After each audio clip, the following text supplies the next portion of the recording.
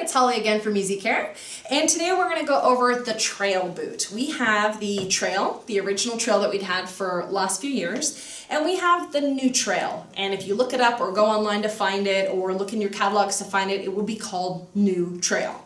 And the differences between these visually are pretty startling, but there's also some technology changes to them as well. And while the original first trail boot is still a great boot, there are some people that are going to find that this version of the trail boot is really what they're going for. And as a little bit of history, we had a boot called the Old Mac, and it was developed in Australia by Dave McDonald. And its tread was unique so that it would handle the terrain between grass and clay and mud in Australia. The design was unique for Australian hooves and shapes and sizes. We modernized that a bit when we brought it into the States, and it fit better, it fit more wide variety of horses.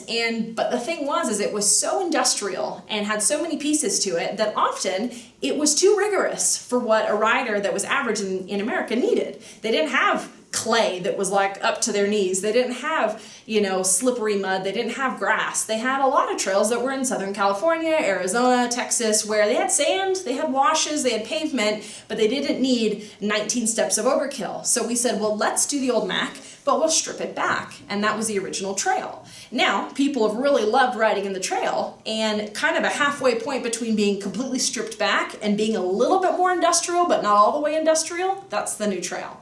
So let's get some close-ups and we'll take a look at what the differences of these two boots are real quick.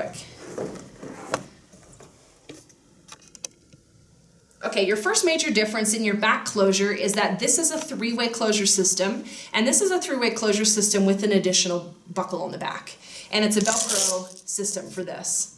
And the nice part is you have still a very slim profile to the back of your boot, so you don't have a lot that can get caught. And your profile this way is still very narrow, so you don't have horses that'll overreach that will clip on here. But what we wanted was to have this first bit of protection, so to speak, and security in keeping these back flaps closed.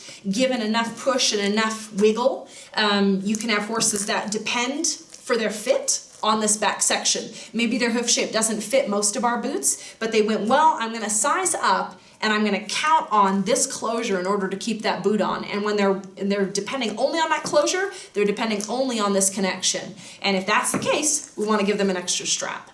So that would be a difference between these two. When we open it up, the previous hook and loop on here was our higher loft, a little bit fuzzier hook and loop.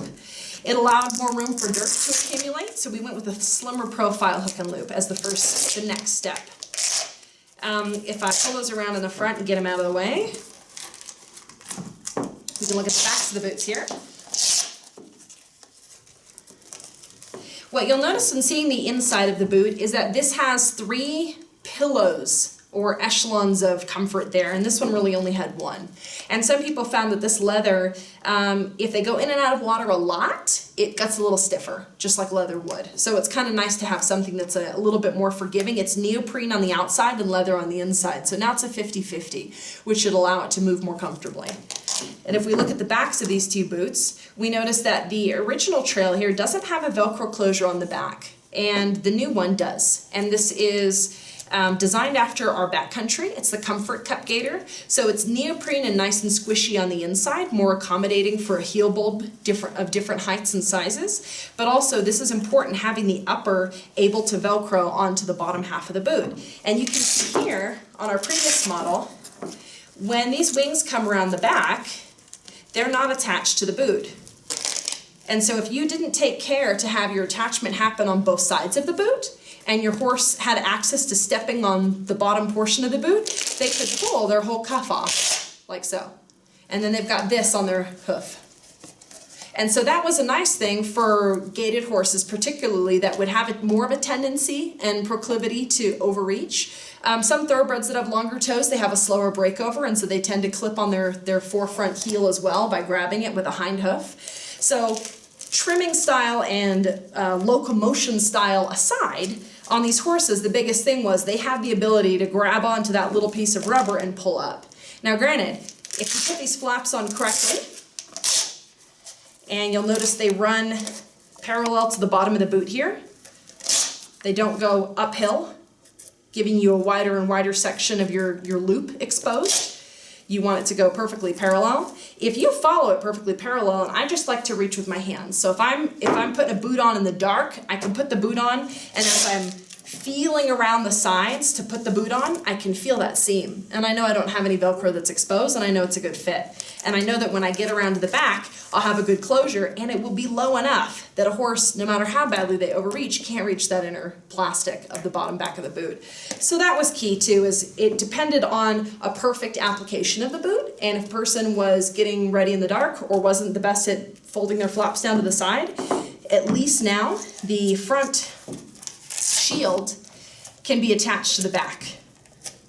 So it's attached to the actual base of the boot. Now, even if they try and they had a really good grip on the bottom of their boot, they're not gonna get that to lift up. So that's the security there and why that's there. The next difference is the rivets are a little bit bigger. And so in addition to the fact that a horse could lift this and pull it forward, within the next step, their other hoof could step in here and they could pull, and then the entire horse weight was ripping against those rivets, which isn't the intended use for those rivets, but if it did happen, we wouldn't want them to pull through. So the softness of this rubber, coupled with the size of the rivets, coupled with putting it on wrong, you know, you're getting kind of a series of unfortunate events before the boot is going to fail, but it can happen. So what we want to do is go, well, let's make this upper shield more durable, more rigid. Let's make those rivets bigger, and then let's make sure that the upper cuff cannot lift anyway because it's attached to the bottom half of the boot. The color on here is also painted from the back. So the front can be bashed, it can hit rocks, it can be scuffed, it can be stepped on, it can be spray painted. You can scratch it off, clean it off. Your paint is all on the back side. So they're never going to lose their actual color in this boot. And it will come in the same size as it always has. It comes with the same tread pattern that it always has. We're just thinking that this is going to be much more secure and much more comfortable. So if you have a hoof that's a little bit of a wonky shape, and let me show you what I'm talking about. Here we have several average shapes we're going to run into. We're going to run into the round hoof, where it is just as wide as it is long. You're going to run into a long, narrow hoof, where the width is much narrower than the length. And then you're going to run into an average hoof, where the width is a little bit less than the length, but not by too much.